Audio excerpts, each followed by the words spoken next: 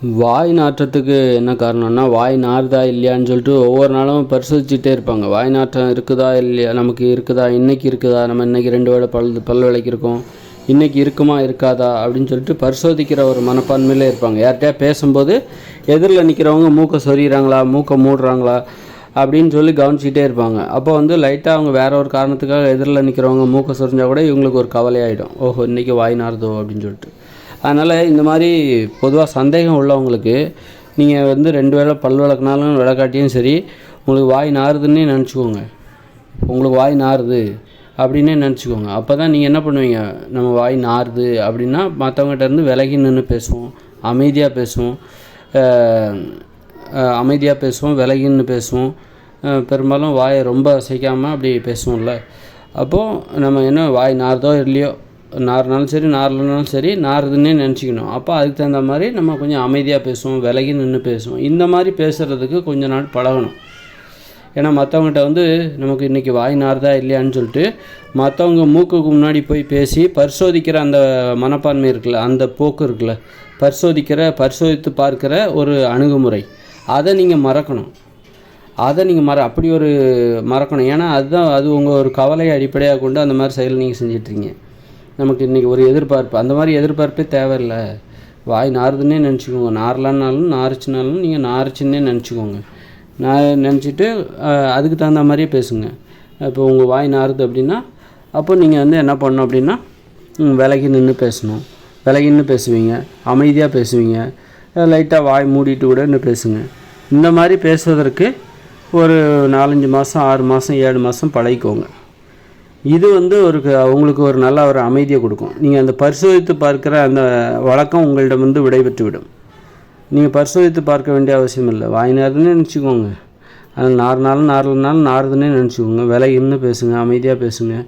இப்படி ஒரு வழக்கம். இப்போ உங்களுக்கு ஒரு கவலை இல்லை, வாய் நாறுதா இல்லையா அப்படிங்கிற கவலை எப்போ மற்றவங்களுக்கு இருக்கும் அப்படின்னு, ஒருத்தருக்கு இருக்கும் அப்படின்னா, மற்றவங்க இதனால் நம்மளை ஒரு இதுவாக நினச்சிப்பாங்களே, நம்மளை கேவலமாக நினச்சிப்பாங்களே, நம்ம வாய் நாரிச்சுன்னா மற்றவங்க நம்மளை ஒதுக்குவாங்க, புறக்கணிப்பாங்க, நம்மளை விலக்குவார்கள், நம்மளை தள்ளி வைப்பாங்க, நம்மளை பார்த்தாலே முகம் சொல்லிப்பாங்க, நம்மகிட்ட பேசவே விரும்ப மாட்டாங்க, நம்மளை புறக்கணிப்பாங்க அப்படிங்கிற அந்த கவலை தான்.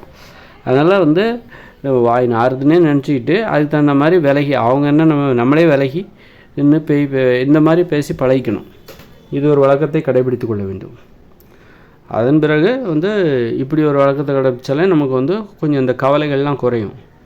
கவலைகள் இது மாதிரி குறைஞ்சிட்டு அதுக்கப்புறம் ஓகே, நாரிச்சுன்னா கூட நம்மளால் ஒரு அமைதியான ஒரு வாழ்க்கை வாழ முடியும். அதாவது வாய் நாற்றம் இருந்தால் கூட நம்மால் அமைதியாக இருக்க முடியும். அந்த நம்முடைய பிரச்சனை மற்றவர்களை பாதிக்காமல், மற்றவர்களுக்கு தெரியாமல் நாம் அதற்கு தகுந்தாற் போன்று நம்மளால் பாதுகாத்துக்க முடியும். நம்ம விலகி நின்று பேசுகிறது, அமைதியாக பேசுகிறது, வாயை மூடிட்டு பேசுகிறது, இந்த மாதிரியான இப்போ பக்கத்தில் ஒருத்தர் உட்கார்ந்துருக்காங்க, அப்போ நம்ம அவங்ககிட்ட பேசாமல் இருக்கலாம், அமைதியாக இருக்கலாம். இந்த மாதிரி நடைமுறைகள் மூலம், அதாவது வாய் நாற்றம் இருக்கும்போது கூட நமக்கு ஒரு தீர்வு இருக்குது. வாய் நாற்றம் இல்லை என்றால் மட்டும்தான் நம்மால் அமைதியாக வாழ முடியும் அப்படின்லாம் இல்லை. வாய் நாற்றம் இருந்தால் கூட நம்மிடம் ஒரு டெக்னிக் இருக்குது, ஒரு தீர்வு இருக்குது. வாய் நாற்றம் இருப்பவர்கள் எப்படி நடந்து கொள்ள வேண்டும், அந்த முறையும் ஃபஸ்ட்டு கற்றுக்கணும். அமைதியாக பேசுகிறது, விலகி நின்று பேசுகிறது, வாயை மூடிட்டு பேசுகிறது, பக்கத்தில் யாராக இருந்தாங்கட்டா அவங்கள்ட்ட பேசாமல் இருக்கிறது, அவங்க பேசுகிறத கேட்கலாம். இந்த மாதிரி ஒரு நடைமுறையை நம்ம கற்றுக்கணும்.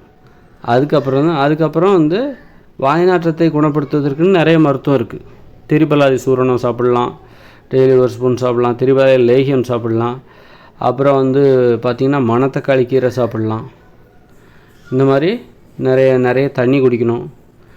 ரொம்ப சிக்கன், அதாவது கோழிக்கறி, மாமிச உணவுகள் சாப்பிடவே கூடாது. அதில் கோழிக்கறியை சாப்பிடவே கூடாது. கோழிக்கறியை சாப்பிடக்கூடாது, மீன் உணவுகளை சாப்பிடக்கூடாது, எண்ணெய் பலகாரங்களை சாப்பிடக்கூடாது. இந்த மாதிரி உணவு முறையில் ஒரு அதிரடியான மாற்றத்தை செய்ய வேண்டும். அப்புறம் நல்லா தூங்கணும். ஆழ்ந்த தூக்கம் ரொம்ப முக்கியம். தூக்கமின்மை இருந்துச்சுன்னாக்கா கண்டிப்பாக அவங்களுக்கு வாய் நாறும். வெயிலில் அலையக்கூடாது. நல்ல வெயில் அடிக்குது அப்படிங்கும்போது காலை 10-10:30 மேலாம் வெயிலில் அலையக்கூடாது. நிழல்லே இருக்கிற மாதிரி வேலை செய்யணும். அந்த மாதிரி நல்லா தூங்கணும். கோழிக்கறி இந்த மாதிரியான உணவுகளை சாப்பிடவே கூடாது. இதெல்லாம் ஃபாலோ பண்ணுறது. மணத்தக்காளி கீரை டெய்லி சாப்பிட்றது, பச்சையாக சாப்பிட்றது, அப்புறம் திரிபலாதி சூரணம், இந்த மாதிரி நிறைய விஷயங்களை செய்கிறது.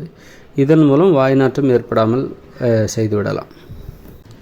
குற்ற உணர்ச்சி ஏற்பட்டுச்சுனாக்கா வாய் நாற்றம் ஏற்படும். குற்றங்கள் செய்யும்போது தான் குற்ற உணர்ச்சி ஏற்படும். குற்ற உணர்ச்சி எப்போ ஏற்படுதுனாக்கா நீங்கள் குற்றங்கள் செய்யும் பொழுது உங்களுக்கு குற்ற உணர்ச்சி ஏற்படும். குற்றங்கள் செய்தால் வாய் நாறும். இப்போ நீங்கள் ஆபாச படம் பார்க்குறீங்க, சுய இன்பம் செய்கிறீர்கள், அப்புறம் யாருக்கும் நீங்கள் உங்கள் கணவனுக்கோ உங்கள் மனைவிக்கோ நீங்கள் உண்மையாக இல்லை அப்படின்னா அப்போ உங்களுக்கு வாய் நாற்றம் ஏற்படும். வன்முறை பயம் இருக்குல்ல, வன்முறை உணர்ச்சி, அது உங்களுக்கு வாய் நாற்றம் ஏற்பட காரணமாகும். மனிதத்தன்மை கெட்டு போகிற மாதிரியான செயல்களை செஞ்சிங்கனாக்கா உங்களுக்கு வாய் நாறும். உங்களுக்கு ஈவு இறக்கம் மனிதத்தன்மை எதுவும் இல்லாமல் போகும்போது உங்கள் வாய் நார ஆரம்பிச்சிடும். அது மாதிரி மாமிசம் உண்ணக்கூடாது. ஆட்டுக்கறி, மாட்டுக்கறி, பண்டிக்கறி, கோழிக்கறி, குறிப்பாக கோழிக்கறிலாம் சாப்பிடக்கூடாது. மீன்லாம் பிற உயிர்களை கொண்டு சாப்பிட்டாக்கா வாய் நார ஆரம்பிச்சிடும். ஆனால் மனசு நாரிச்சுன்னா அதுதான் வாய் நாற்றம். மனசு கெட்டு போகும்போது வாயில் நாற்றம் ஏற்படும். அதனால் குற்ற உணர்ச்சிகள் ஏற்படக்கூடாது. குறிப்பாக சைனஸ் இருக்கிறவங்க சைனஸை குணப்படுத்தணும். சளி பிரச்சனை இருக்குல்ல, சளி பிரச்சனை இருந்துச்சுன்னா உடம்பு முழுக்க சளி இருக்கும். அப்போ மண்டை இதெல்லாம் தலைப்பகுதி, மூக்கு பகுதி, இதெல்லாம் சைனஸ் சளி பிரச்சனை உள்ளவங்களுக்கு கண்டிப்பாக வாய் நாற்றம் இருக்கும். அதனால் வாய் நாற்றம் இருப்பவர்கள் ஐஸ்கிரீம்லாம் சாப்பிடக்கூடாது. அப்புறம் உடம்புக்கு ஆரோக்கியம் தருகிற உணவுகளை தான் சாப்பிட்ணும். மலிவான உணவுகளை சாப்பிடவே கூடாது. மலிவான உணவை சாப்பிட்டா கண்டிப்பாக வாய் நாற்றம் ஏற்படும். அதனால் மணத்தக்காளி கீரை நிறைய சாப்பிடுங்க, பச்சையாக டெய்லி. இந்த மாதிரி நல்லா உடற்பயிற்சி செய்யணும், யோகாசனம் செய்யணும். இந்த மாதிரி நல்லா ஆழ்ந்த தூக்கம் இருக்கணும். தூக்கமின்மை இருந்தாலும் வாய் நாற்றம் ஏற்படும். வாய் நாற்றம் ஏற்பட்டுச்சுன்னா மன அழுத்தம் ஏற்படும். அதனால் வாய் நாற்றம் ஏற்படாமல் பார்த்து கொள்ள வேண்டும். அதற்கு நம்ம மிகுந்த கட்டுப்பாடுகளோடு வாழ வேண்டும். பார்த்திங்கன்னா மாமிசம் செய்யக்கூடாது, குற்றங்கள் செய்யக்கூடாது, நேர்மையாக இருக்கணும், சுய இன்பம் செய்யக்கூடாது, ஆபாச படம் பார்க்கக்கூடாது, விபச்சார மோகம் இருக்கவே கூடாது. இதெல்லாம் குற்றங்கள், மனசு கெட்டு போகிறதுக்கான வேலைகள் இதெல்லாம். அதனால் திருடக்கூடாது, நேர்மையாக இருக்கணும், ஒழுக்கமாக இருக்கணும். இருந்தால் தான் வாழ்க்கையும் தூய்மையாகும். வாழ்க்கை தூய்மையாகும், வாயும் தூய்மையாகும், மனசும் தூய்மையாகும். இதெல்லாம் இருந்தால் தான் வாய் நாற்றம் இல்லாமல் இருக்க முடியும். உடலுக்கு தேவையான தூக்கம் இல்லை என்றால் கூட வாய் நாற்றம் ஏற்படும். தினமும் ஒரு 8 மணி நேரமாக கண்டிப்பாக தூங்கணும். இரவு 6 மணி நேரம், பகலில் ஒரு 2 மணி நேரம், அந்த மாதிரி தூங்குறதுக்கு யாருக்கா வாய்ப்பு கிடைச்சா நீங்கள் தான் இந்த உலகத்தில் ரொம்ப கொடுத்து வச்சவங்க அப்படின்னு நீங்கள் நினச்சிக்கோங்க. அது மாதிரி நல்லா எப்போதும் சுடவே சாப்பிட்டுட்ருக்காதீங்க. நல்லா பச்சை தண்ணி அதெல்லாம் குடிக்கணும். பச்சையாக சாப்பிட்ணும் நிறையா உணவுகளை. அப்போ தான் வாய் நாற்றத்தை தவிர்க்க முடியும். அதனால் வாய் நாற்றம் என்பது ஒரு மிகப்பெரிய பிரச்சனை. அதுக்காக தான் நிறைய மெடிசன், நிறைய இந்த பொருட்கள் ஏதாவது விற்கிறாங்க, வாயில் ஸ்ப்ரே அடிக்கிற மாதிரி. ஏன் விற்கிறாங்க? அது ஒரு பெரிய பிரச்சனை, உலகளாவிய பிரச்சனை. அதனால் அதை சரி செய்யணும்னா நமது வாழ்க்கை முறையை நாம் மாற்றி அமைக்கணும். மாற்றி அமைத்தால் தான் மகிழ்ச்சியாக இருக்க வேண்டும். நிறைய சிரிக்கணும், வெளிப்படையாக பேசணும். மனசுக்குள்ளே நிறைய ரகசியங்களை போட்டு வைக்காதீங்க. அது குப்பைகளாக மாறி அதிலிருந்து வாடை வாய் வழியாக வெளியேற ஆரம்பிச்சிடும். அதனால் எதை சொன்னாலும் வெளிப்படையாக பேச ஆரம்பிச்சிருங்க. நீங்கள் என்ன நினைக்கிறீங்களோ மனசுக்குள்ளே எதையுமே போட்டு வைக்காதீங்க. மனசை சுத்தமாக வச்சுருங்க. மனசு சுத்தமாக இல்லைன்னா வாயில் நாற்றம் வந்துடும். வாய் வழியாக அந்த மனதில் உள்ள நாற்றம் வாய் வழியாக வெளியே வந்துடும். அதனால் மனசை சுத்தமாக வச்சுருங்க. வெளிப்படையாக பேசுங்க. வெளிப்படையாக பேசணும். நல்ல உணவுகளை உண்ணணும். அது மாதிரி மருந்துகளையும் உதவியாக எடுத்துக்கொள்ள வேண்டும். சில மருந்துகளையும் நம்ம எடுத்துக்கணும். அதாவது மருத்துவர்களுடைய பரிந்துரை இல்லாமலேயே சில மருந்துகளை நம்ம எடுத்துக்கணும். கொஞ்சமாக டெய்லி எடுத்துக்கணும். அதனால் வெறும் உணவு மட்டுமே சாப்பிட்டுட்டு மருந்து பக்கமே சிலர் போக மாட்டாங்க. டாக்டர் சொல்லாமல் நான் எந்த மருந்தையும் சாப்பிட மாட்டேன், அந்த அளவுக்கு பயந்து போயிருப்பாங்க. அவங்க தான் இந்த மருத்துவ உலகின் அவர்களை நம்பி தான் இந்த மருத்துவ உலகமே இருக்குது. சுயமாக தங்களுக்குன்னு எந்த வைத்தியத்தையுமே செஞ்சுக்க மாட்டாங்க. அதனால் சில மருந்துகளை வாழ்க்கையில் நம்ம சேர்த்துக்க வேண்டியிருக்கு. திரிபலாதி சூரணம், அமுக்கரா சூரணம், அஸ்வகந்தாதி லேகியம், அந்த மாதிரி சில உணவுகள் ஒவ்வொருத்தருக்கும் ஒன்று. அது மாதிரி ஏதோ ஒன்று வச்சுக்கிட்டு மருந்தின் உதவியோடு உணவையும் சாப்பிட்டுட்டு பச்சை காய்கறிகள் உணவில் ஒரு நல்ல ஒரு தரமான உணவுகளை சாப்பிட்டு மேம்படுத்தப்பட்ட உணவுகள், மலிவான உணவுகளை சாப்பிடக்கூடாது. சாப்பிடாமல் உடம்பை கரெக்டாக வச்சுக்கிட்டாலே வாய்நாற்றம் பற்றிய கவலையும் வாய்நாற்றம் இல்லாமல் மகிழ்ச்சியாக வாழலாம். நல்லா சிரித்தாக்கா வாய் நாற்றம் ஏற்படாது. நல்லா அழணும், சிரிக்கணும், வெளிப்படையாக பேசணும். இது எல்லாமே மனசில் எந்த ரகசியமும் இருக்கக்கூடாது. அப்புறம் மலச்சிக்கல் இருக்கக்கூடாது. அப்படின்னாக்கா நல்லா டெய்லி ஒரு பப்பாளி பழம் சாப்பிடுங்க.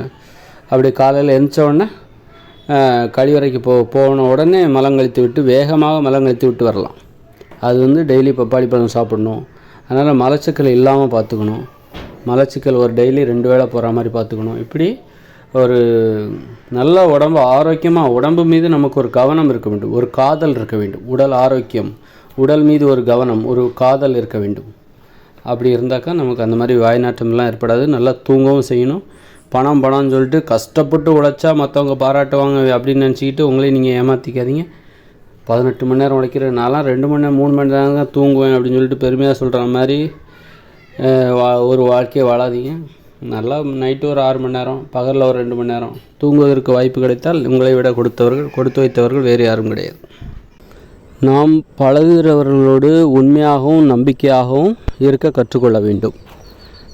நம்பிக்கை இல்லாமல் உறவாடி கெடுப்பது அப்படின்னு ஒரு இது இருக்குல்ல, அந்த மாதிரி இருக்கக்கூடாது. நம்பிக்கை ஒரு பழகிட்டே இருப்பாங்க, நமக்கு எதிராகவே யோசிப்பாங்க. அந்த மாதிரிலாம் இல்லாமல் ஒரு நம்பிக்கையாக இருக்கணும். பழகுகிறவர்களிடம் நம்பிக்கையாக இருக்க வேண்டும், நம்பிக்கையானவராக தெரிய வேண்டும்.